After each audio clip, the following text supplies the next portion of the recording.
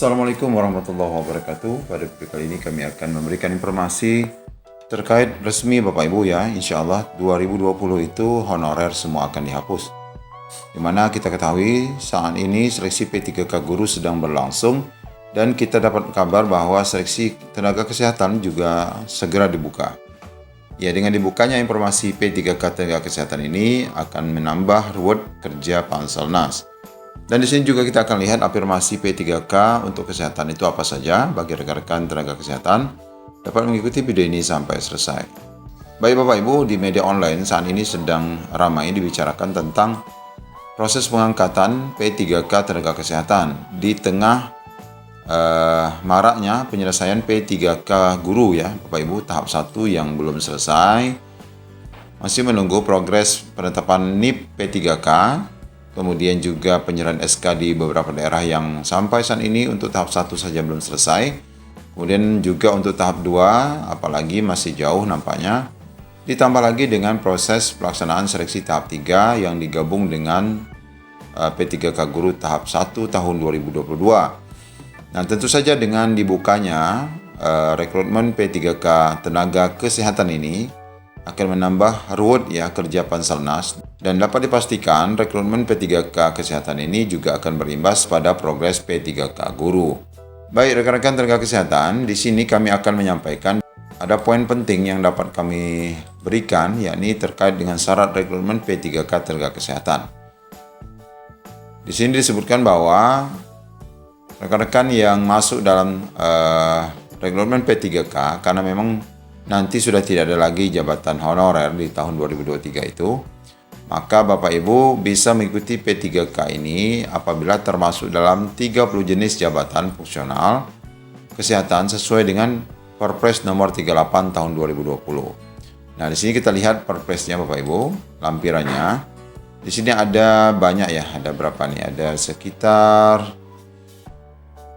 147 ya. Jabatan fungsional yang dapat dibuka untuk P3K, termasuk di dalamnya guru dan termasuk di dalamnya tenaga kesehatan. Nah, untuk tenaga kesehatan pastikan Bapak Ibu masuk dalam jabatan di sini ya, masuk di dalam jabatan yang ada di sini.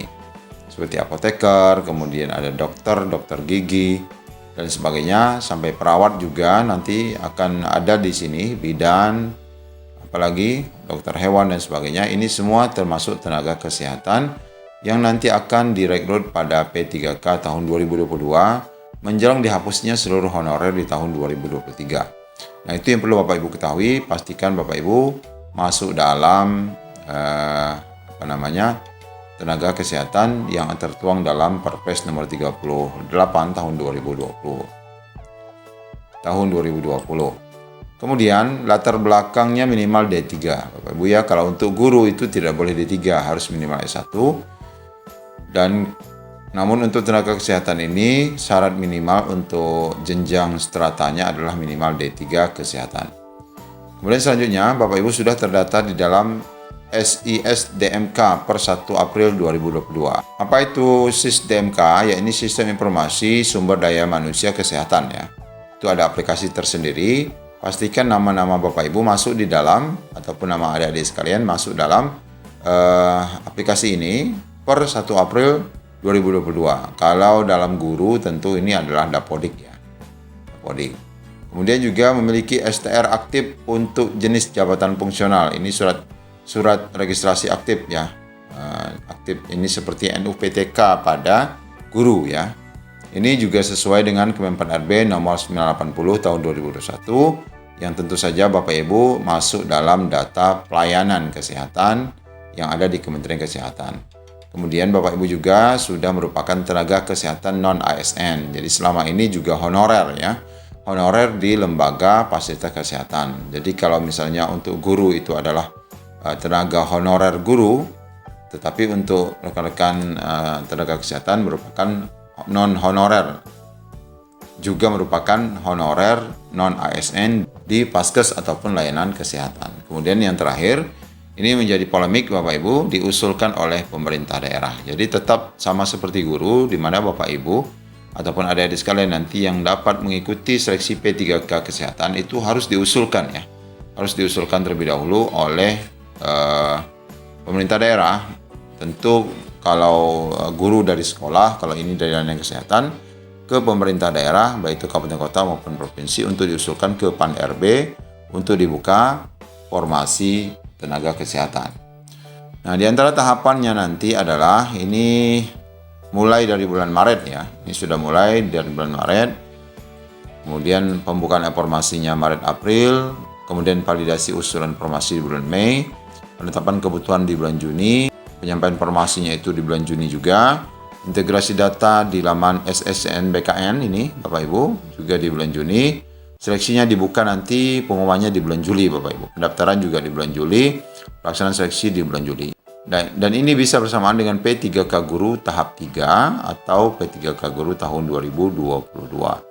Nah, tentu saja pihak Basarnas juga akan bekerja keras untuk dapat memberikan pelayanan akses ke laman SSN bagi Bapak Ibu semua. Untuk lengkapnya mari kita simak penjelasan dari Menteri Kesehatan terkait dibukanya P3K Tenaga Kesehatan tahun 2022.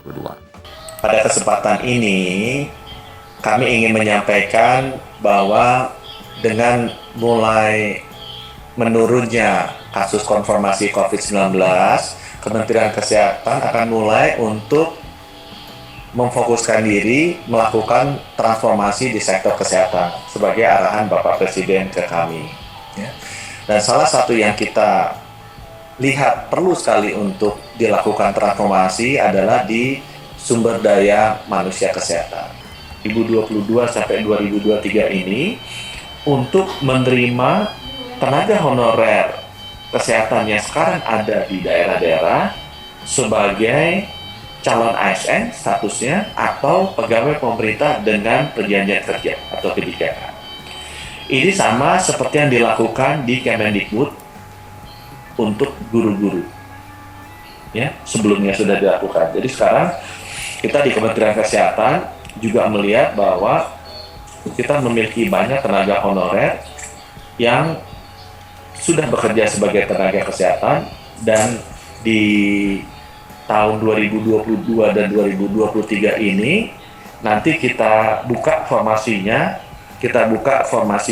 untuk bisa diterima sebagai calon ASN dan pegawai pemerintah berdasarkan perjanjian kerja atau P3K.